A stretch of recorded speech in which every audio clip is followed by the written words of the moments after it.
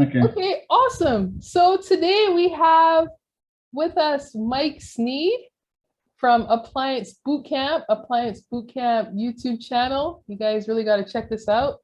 And he's here for this next edition of People, Passion, Purpose. And Mike Sneed, I've been following Mike Sneed via YouTube.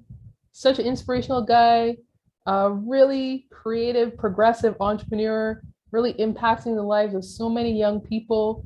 And just wanted him to share about his story. And, we could be inspired just by hearing, his walk in life. So, Mike, would you like to introduce yourself? Hey, thank you for having me on. My name is Michael Sneed. I'm the owner and founder of Appliance Bootcamp. That's what really brought me to the YouTube universe. But prior to that, I own appliance repair company called Sneed Electrical and Appliance. I owned that for over 21 years. So I've been an entrepreneur for, like I said, over 20 some years. I've been in the appliance repair field ever since I was in college. That's getting close to 30 years now. I graduated from college, went to work as an engineer, got laid off. After being laid off and couldn't find work, I couldn't even work for free as an engineer. I revert back to working as an appliance repairman and the skilled trades that I learned while I was in high school and while working in college at part-time at Sears as an appliance repairman. And from there, I was able to pretty much be retired since I was about 30 and been able to actually go all across the world and have a very great life from appliance repair. Yeah, awesome, awesome. So, Mike, who inspired you growing up? Like, where are you from? Who inspired you growing up?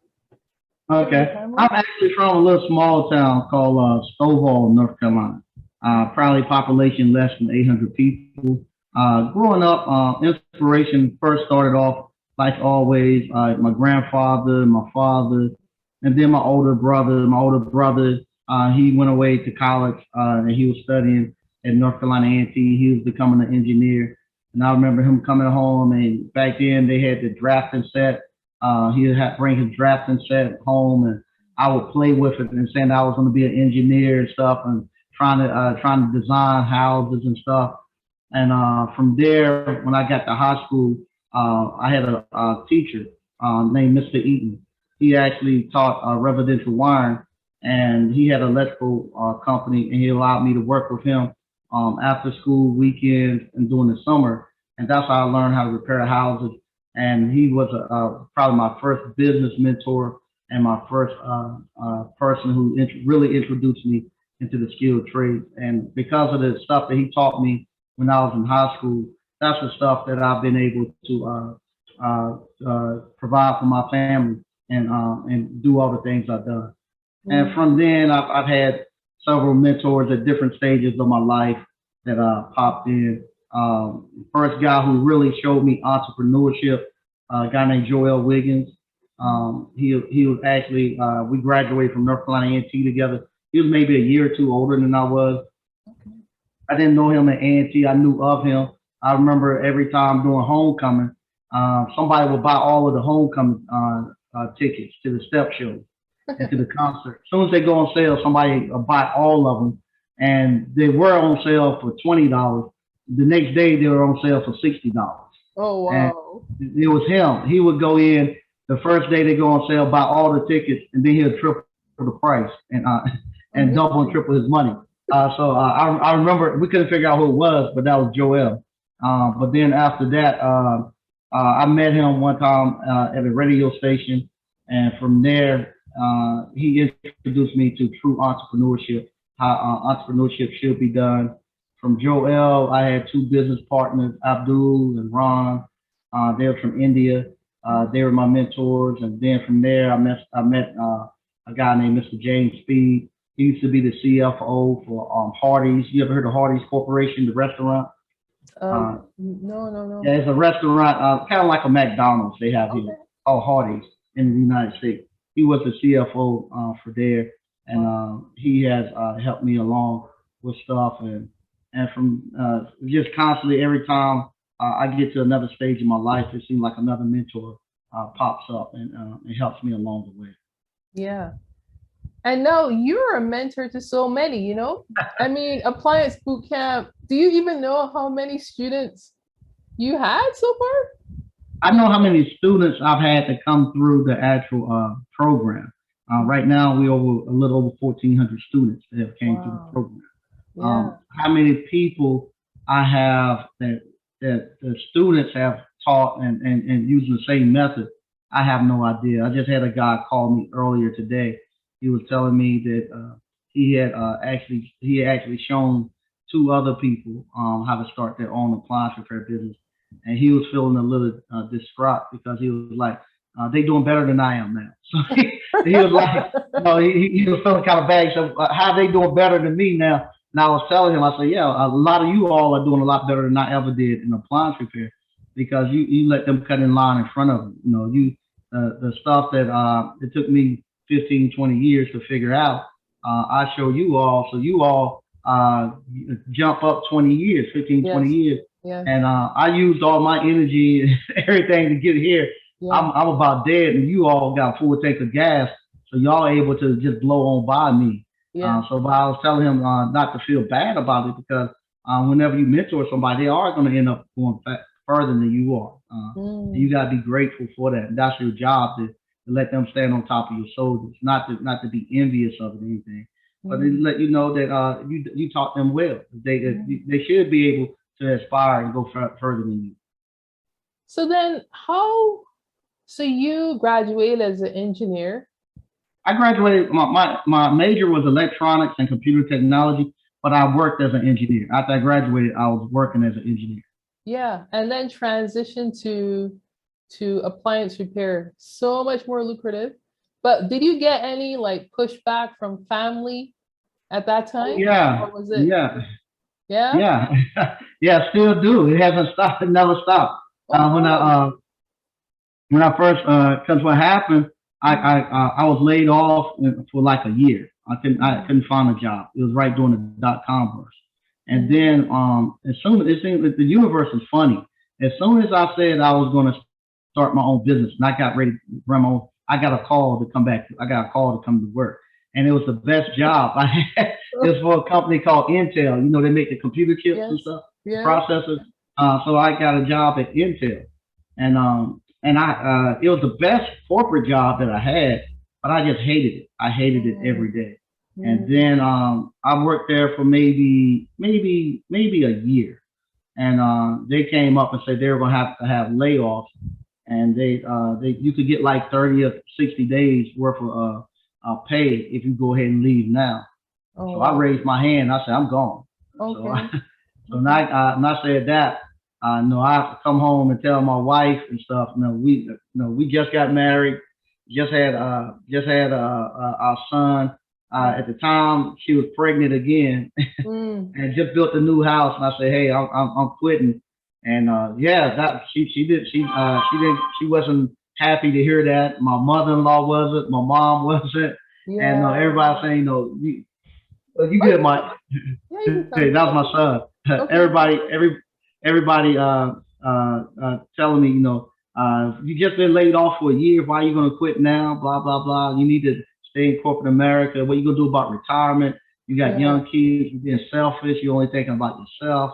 So yeah, I heard all that. Even now, I still get people asking, what happened when you get ready to retire? And I tell them I've been retired since I was like 30. I'm 49 now. Awesome. What happened if you get sick? About maybe 6 or 7 years ago, I was in a bad car accident. And I was pretty much in the bed for about maybe, my elbow was all messed up. So I couldn't do anything. I was out of commission for about maybe 5 or 6 months. Wow. My life didn't change. Matter of fact, I actually became more prosperous because then I was actually more in tune with what was going on with my business. Okay. So I was watching them a lot more because I couldn't do anything. So I actually had to stay and actually look at my business and monitor more. So I actually made more money when I was laid in the bed. And so yeah, but yeah, everybody does it. I always tell a story. My best friend I went to college with, I'll never forget. I had been just after I had stopped work and I started my own business, and it had been about maybe 2 years. And he called me up and said, "Hey man, hey Sneed, we going to watch a football game at my man house. You want to come?" I said, "Yeah." So this is a new church he's starting to go to, and they having this men outreach thing, and so I go, and when I we watch the game, and after the game, they stand up and they're gonna hold hands and they're gonna have a prayer for everybody. And my buddy, and he said, "Hey, I don't know if I'm going to embarrass him or not, but he's my friend, and I think a lot of them. I brought him tonight. He's been laid off and hadn't had a job in 2 years, and we're going to pray that he can find a job." Oh man! Everybody Intervention. Yeah, they praying that I get a job. And I'm trying to tell people, I'm doing great. I'm doing a good thing, but they're gonna pray for me to get a job. So yeah, it has always been like that. And just recently, I think the turning point, especially for African Americans, with their views of entrepreneurship, it happened. I don't know if you know Dame Dash, Yes. the guy used to be with Jay-Z and stuff, Yeah. Rockefeller. But this is here in the United States, they have this thing called a Breakfast Club, and he went on to the Breakfast Club and done an interview, and he was talking about entrepreneurship and about owning your own, and everybody thought he was crazy. It was funny when it came on.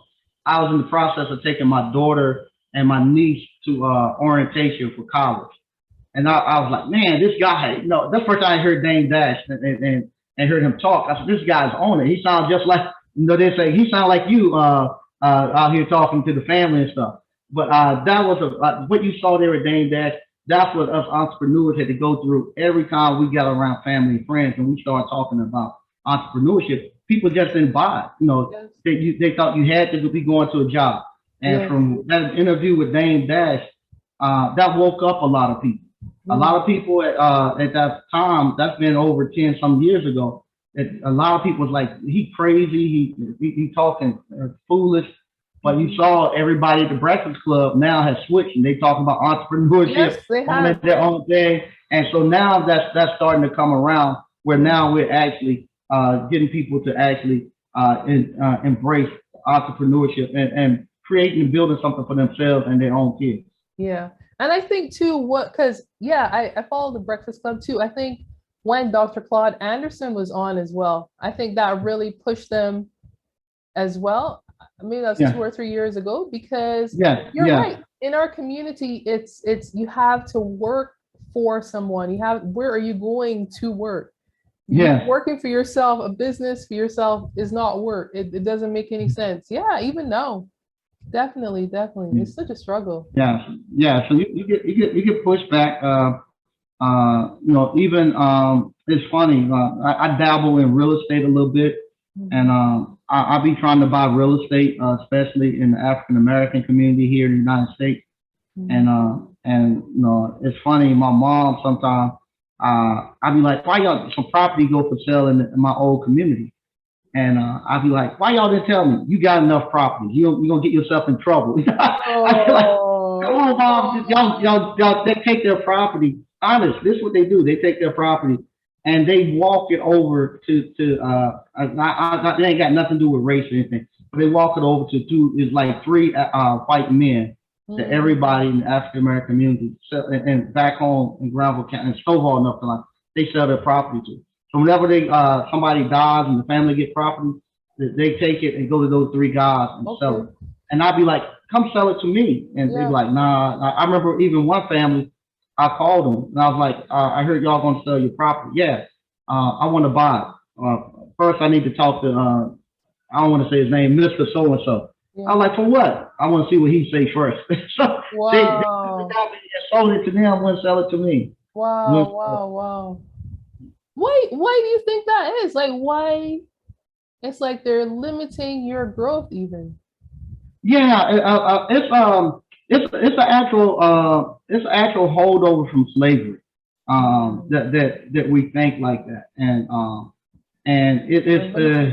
the slavery done a bad deal on us, because even though I often tell it's kind of like my father. My father he used to like to hunt a lot, go hunt rabbits and deer. And so my brother has them now, but a lot of these hunting dogs. And so he keeps them in a pen, and he takes good care of them, feed them and this and that. But if he was to open up the actual door to the pen and say leave, the dogs won't leave. They're gonna, just because he tells them they can leave and they on their own and free, it doesn't matter. Their mind has been conditioned to be where they're at. Yeah. And if they keep having puppies, they're gonna keep training those puppies to be the exact same way. And so that's the way we are. Even though they say you free now, you good, you're not in slavery anymore. Your mind is still locked in, and you can't do anything unless you go to them. Even now to the town, I was asking this was a little town that I'm helping trying to revitalize, which we have now. The town is revitalized. But 2 years ago when I first came, they were giving the buildings away. And I was saying, hey, y'all, let's buy these buildings and we can own all of downtown. Yeah. Nobody would come in and buy buildings with me. And so now the town is, now they can't afford to buy them. Now the prices are sky high. And so I was talking to some of the so-called leaders, and they're like, they need to go get, is it something we can do for our kids during the summer? I was like, what you want to do? We need some activity for them. What it is? Need basketball camp. Okay, put on the basketball camp. Can we go to the town and get some grant money or it ain't the town's duty to actually put stuff together for your kids. It's your responsibility to get stuff for your kids. So what happens, they won't do nothing for their kids because they waiting for the town to do it, and they think the town's supposed to pay for everything instead of looking into themselves. Yeah. And here it is. It was an old African American school. I was talking to the young lady, and they gave them the school back, the gymnasium, and they told them they gave it back to the alumni association. And this right here, I said, how many people in the alumni association? Oh, it's a lot of them. I said, more than 100. Yeah, about maybe 200 or 300 people in the alumni association. Wow. Okay, the town had to take the gymnasium back because they say they couldn't. They refused to do the renovations to bring it up to par. Oh, wow. So the town brought it back, and now the town sold it to themselves, some investor for $1, and now he's coming in, renovating it now, renting it back to them to have cookouts to use. Yeah, renting it back to. I was like, why y'all didn't fix it up? Well, where we gonna get the money? You got a 200 or 300 people, and everybody can't put in $500. If that's the case, you don't need the gym. Yeah. If they give you a building, and you don't have enough discipline to say, or enough pride to say, we're gonna bring this thing back together without having to use them. You don't need it. I don't think. I don't know. But it's the mentality. It just made me mad. It just made me mad that you had that all that valuable property and you gave it back away because you didn't want to put the effort into figuring out how to improve it and how to come up with the funds to actually to revitalize it. And you said that word, effort. I think people don't recognize to get stuff off the ground, to get stuff moving. And, people always talk about, generational wealth and stuff. Somebody has to get off the runway. Getting off the runway is you're coming against the most force ever, before you can start like just cruising, soaring. But somebody has to get it off the ground, and it's normal. It shouldn't be a deterrent. But I think for some reason, I have came to realize that a lot of us just like to sit and talk about generational wealth. We don't want to do the effort. We like to talk about it and it sounds good, but we don't want to put the effort because it requires sacrifice. Yeah. I'm not able to. I'm not able to drive the Bentley because I got to take my money and put it into my buildings, put it into renovating, put it into figuring out businesses. So I can't live and I can't live in a $2 million mansion. I can't drive the Ferraris and stuff, which I would love to do, but I have to make a sacrifice so that the kids, my generations coming after me can. And we don't want to make that sacrifice. We don't want to say, hey, I got to take my money and put it back in there. We don't want to be like a farmer, where the farmer got to take all the money he got, go buy some seeds and throw them in the ground and have faith that it's going to come up and he's going to get food and be able to live off of all the, he's gonna take everything he owns, put it in the ground. We Yeah. don't want to do that. We don't want to take and plant a seed and watch it and be faithful and believe that it's gonna come up. We don't want that. Right. So nobody wants to do that. So then, Mike, what made you start Appliance Bootcamp? And you can share about it as well. Like what took you from you're running your own business, and as you know, I see you still. This is engineering because you're fixing a problem. You're engineering a solution. You engineered a massive solution. You know. So what brought you to that place? Appliance Bootcamp, it came kind of by. I don't think it's accident now that I look back at it. Many years ago, I was I first started off saying I need to get employees. I couldn't find employees. And I wanted to get employees to grow my electrical and appliance business. So what I started doing, I started saying, okay, and I went to the churches first and said, hey, y'all have been doing Bible study for the last Bible school for the last 100 years. Hey, let's just switch it up a little bit. Give me two Sundays while everybody there with the men, and let me teach them the skilled trades. I'm gonna teach them electrical, appliance, and then what I would do if you came to the class at the church I was doing, I'd give you a job the next day. Wow. So all they had to do was sign up. So everybody said, yeah, we want that. We need this. Yeah, way to go. I have a list of about 50 people sign up. I show up to the church. It'd be only myself in there. And I'd be like, what in the world going on? Nobody would show up. Nobody would show up. So then I said, okay, this is not going to work here. I'm going to go to I'm going to try to do it like what Mr. Eden done with me when I was in school. I said, okay, if I can get to the middle school and the high school kids, then I can actually let them work with me on the weekends, after school, and during the summer. And then once they graduate, they work with me now. I can pay them $10, $15 an hour. When they graduate, I can pay them $25, $30 an hour to work for me. Right. So I go to the parents and I'll be like, hey, can your son come work with me this summer? And they'd be like, well, they can't work. I was like, why? They don't have time. They don't have time to work. They play basketball, they play football, and in order for them to play sports, they have to go to workouts. So when they're not practicing, they're doing workouts, and when they're not working out, then they traveling to go practice even in the off season. So they're doing sports year round, every day of the week, where they can't work. And so they got to the point where I said, well, what day they don't work? They're not doing sports. It was Sunday afternoon from like 6 to 9. And I said, okay, I'm going to pay them to come and let me teach them the skill trade. So I would have to, for 3 hours, they would come. And most of them would just come because the parents were forcing them. And then at the end of everything, they have to get in the line, and I have to hand each one of them $40. Give them $40. They stay there and let me teach them. So I've done that. And at the same time when I was doing that, a guy named JT Automation now, but JT Hustle. Yes. He was doing some stuff with actual trucking. He was doing like hot shot trucking and stuff.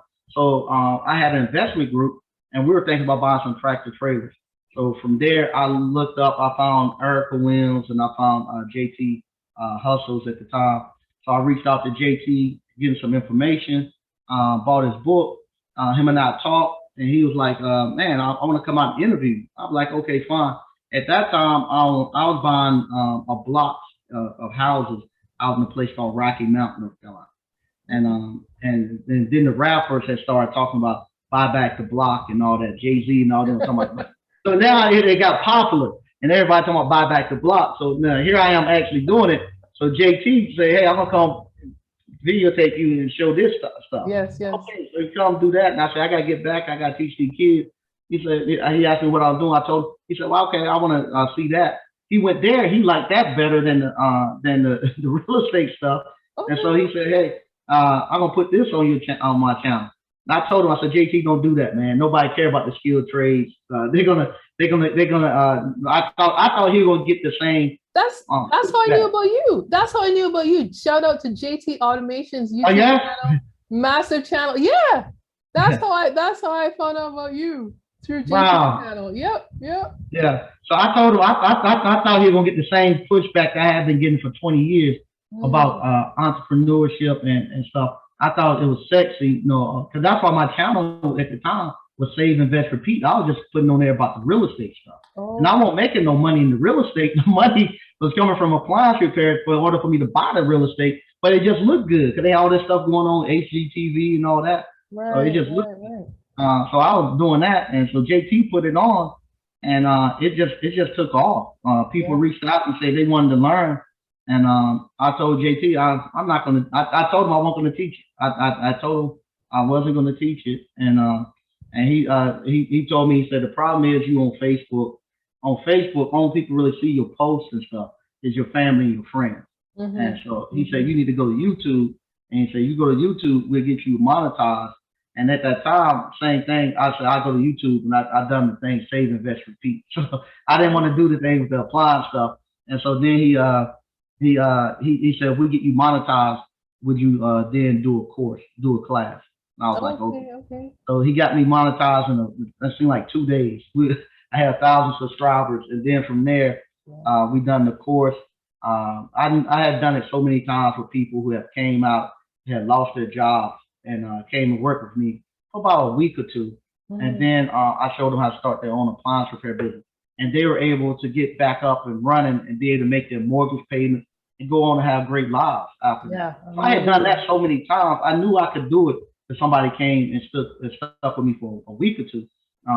But this time, I told them I was going to do it in the weekend because I was thinking about people couldn't take off of work to come save people.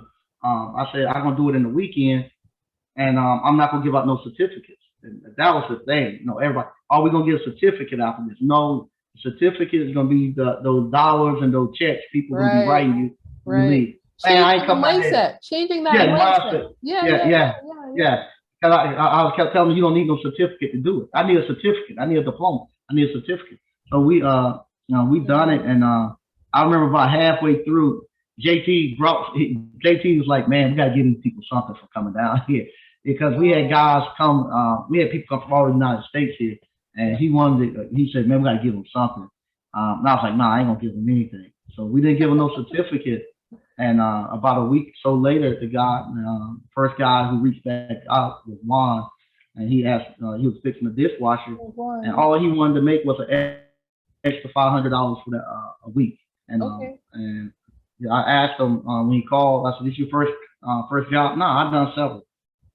Oh man, okay. Were you able to make the extra $500? Yeah. I said, "You doing the week?" No, about every other day. I was like, okay, we good. So I hit JT up and I told him, hey man, we got a winner. We got it.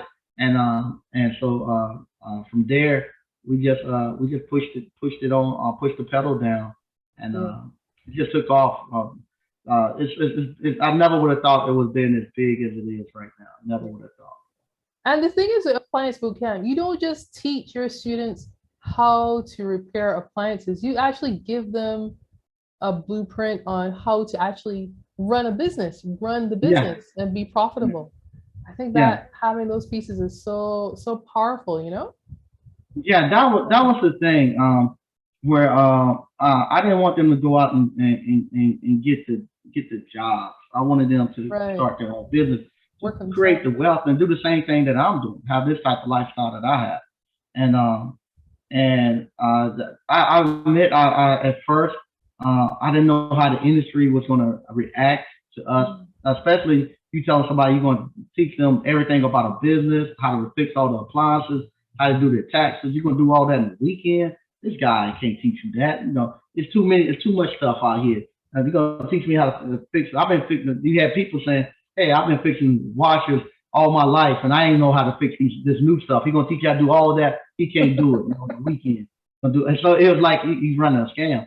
But those early days of employment, where I was as an African American entrepreneur, they were very smart people. Let me say this: the employees that I had, they turned out to be very, very intelligent and very smart, but they weren't that great in school coming up, and they weren't prepared. So what happened? I couldn't bring somebody in because all the people that came to work for me was the person that couldn't make it nowhere else. He just got out of jail. He barely got out of high school. Don't have anything. That's good enough for Sneed. You go down there and work for Sneed. They didn't never. I didn't never. This is the first time where we had our best and brightest coming in to come in and work. So with that, I had to gear my training towards that person. I can't keep them in here for no 4 hours trying to teach them Ohm's law. They ain't gonna work. I gotta teach them how to fix the appliance. You know, turn that meter on to continuity. You hear it beep? Yes. High sound. Touch them. Beep. Okay. When you beep, it's good. Touch those 2 points. Do they beep? Yeah, it's good. If it don't beep, it's bad. It's like our grandfathers fixed stuff. Move on. Now you do have some people that can go and they go deeper into it, and they go deeper into refrigeration and all the other stuff. But you have some people that capacity, they can still be great technicians. They're just not going to be higher level technicians. So I've done that and got them out there and got them into entrepreneurship, showing them, no, it ain't about being the best technician out here. It's about getting out here, learning your capacity, how much you earn. You might not be like a DCNF. You might not be like Marcus. You might not be like Miss Ward, where you can have a group of people, have 20 or 30 people working up under you, and you making $1 million. But I can teach you how you can go out here and make $250,000, live a great life, pull the money off of that 250, go buy real estate, go start little ice cream parlors, other little small things that keeps growing and keeps creating generational wealth, and you'll still do well. And you'll be happy for the Miss Ward and the DCNF and don't have no envy in your heart because you're happy the way you are. You know? Yes. So powerful. And it's a really great community that you guys have. So yeah, guys, you got to check out Appliance Bootcamp YouTube channel and see and get more info about the upcoming trainings.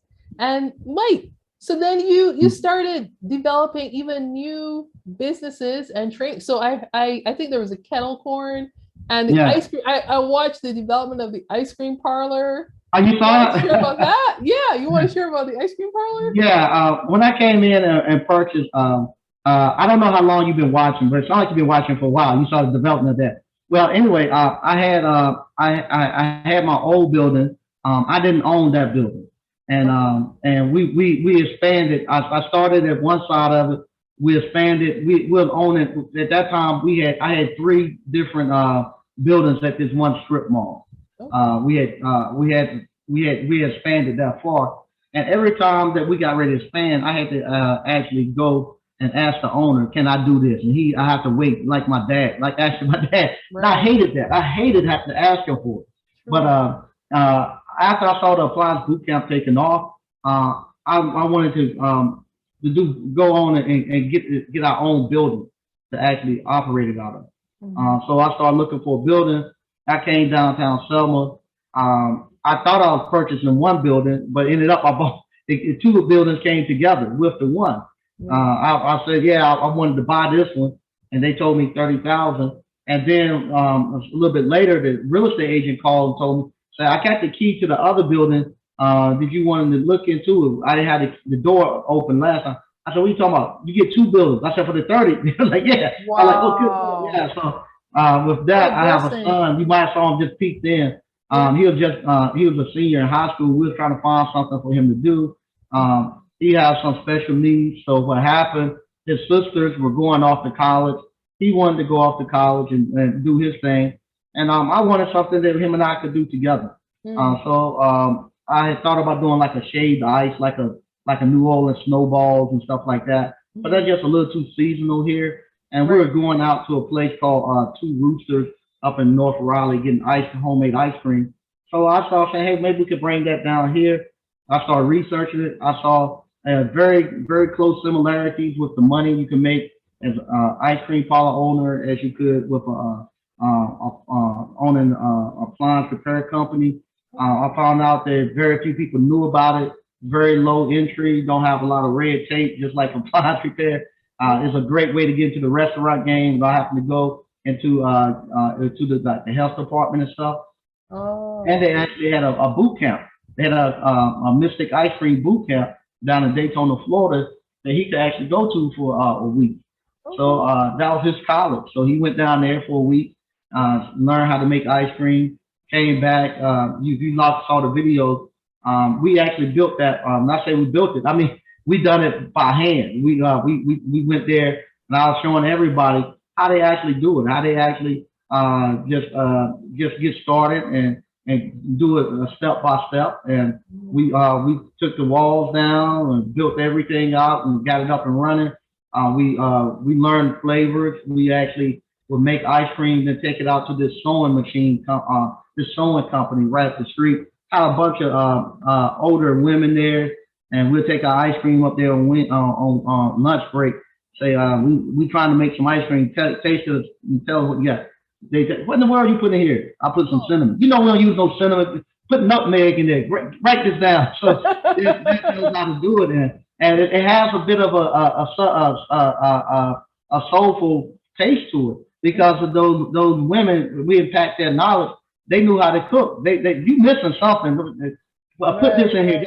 That's what he's missing in that thing. So they help us get our flavors down where it actually brings in a kind of a soulful thing. And we're grateful for that because we supply ice cream now to Edible Art, one of the high-end bakeries in North Raleigh.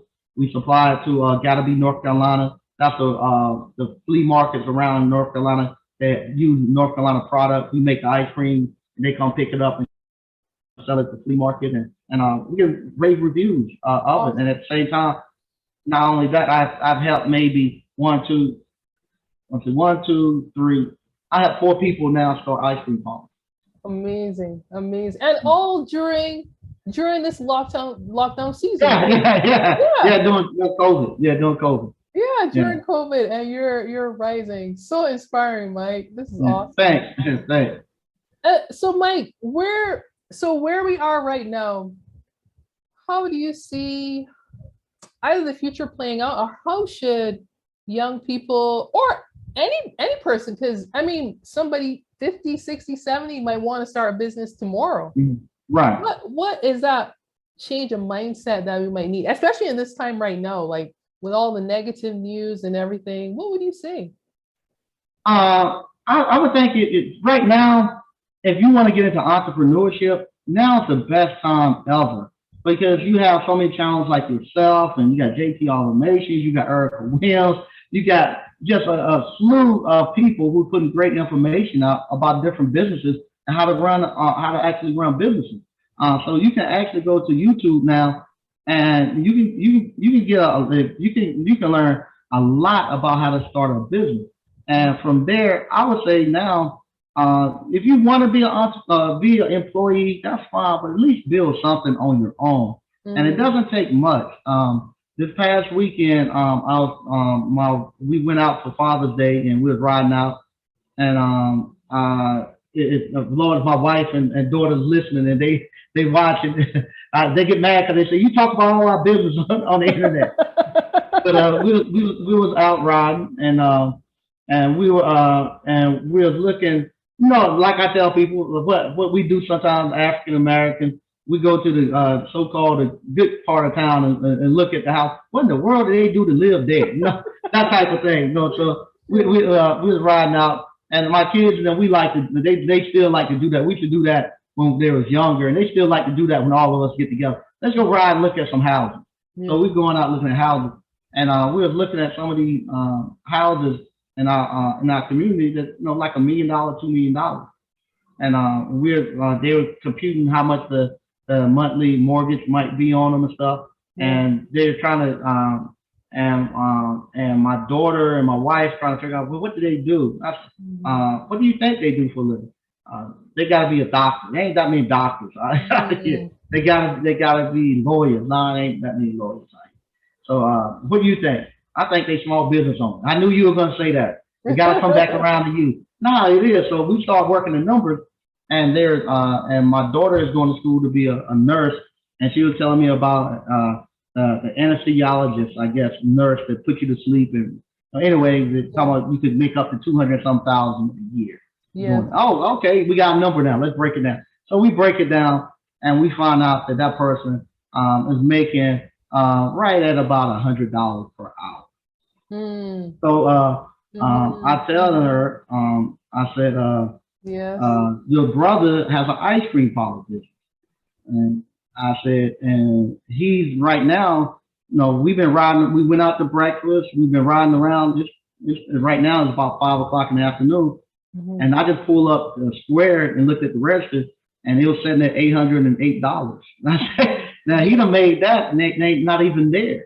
Yes. So that's the stuff you gotta be looking at. Now you can go be a nurse, and you gotta be there for 12 hours. Yeah. Seeing people and stuck in that hospital for 12 hours a day. Or you could be like we are now, where he could actually afford to go buy that house right now, and it wouldn't hurt him not one bit, just by scooping ice cream. And so getting them to see that, and trying to get them to buy into, hey, we at the point now where we're very blessed, where you have a father that knows how to do some businesses a little bit. We've been very blessed where we have the capital to go out here and actually do these businesses and to learn. So why they're gonna get mad at me? So why do we keep running back? I want you to go to job. Yeah, we can. I want you to go to school and be very well educated and stuff. But at the same time, I want you all to embrace this and learn this and push this along. Because it might not be you, but you might have a grandson or granddaughter that might not have the capacity that you have, and you need to build something to get them over to the next generation, so they don't have to have a hard time. So that's why I'm telling them. It might not be. It's like the bridge builder. You ain't building the bridge for you. You're building it for the next generation. That they might not be as my grandkids might not be as driven. I ain't gonna say intelligent, but as driven as I am. But I can build enough during my time that it might can get over to where they have grandkids that might be twice as driven as I am. And now he got capital, he got property, he got everything he needs to actually go out here and really make a change. Yeah. So powerful, Mike. So powerful, Mike. Oh, that's awesome. Well, that's all. Yeah, that's all we had to hear. That's all we had to hear. And guys, you got to check out Appliance Bootcamp YouTube channel. Again, Mike Sneed, dropping so many gems. And Mike, you go live during the week too, right? Like, I go live every Monday and Thursday. I try to be kind of like the Cosby Show time. I come on at 8 o'clock and try to get everybody watching, so they don't have to guess when I'm coming in, and it actually makes me have to actually post regular. So it's good, and like I say, the great thing about it, I get to talk about entrepreneurship and business, and that's what I do every day. So it's not nothing hard. So whatever I'm doing, 15, 20 seconds before I turn on the mic, I just talk about what I've done the last hour previously, and it's good because unfortunately, especially in the African American community, we don't have a lot of entrepreneurs that we know personally, and we don't know exactly what they're doing. And actually, to see somebody actually doing business up close and personal, where you actually see it happening, you've seen them actually do it. You went through. It's not something where they just paid a lot of cash and got this thing going. I try to do stuff where I don't go out and take loans. I show you stuff that you can do yourself. That you can take the appliance repair business, and you can at the end of the year you can pay $15,000 for a building like this. You got that much cash, you can pay $15,000 for a building. And you now, because you do appliance repair, you got the confidence and you got the skill set now to actually go out and do most of the work yourself. So. Awesome. Well, thanks, Mike. Thanks for stopping by again. Thank you for having me here. Yeah.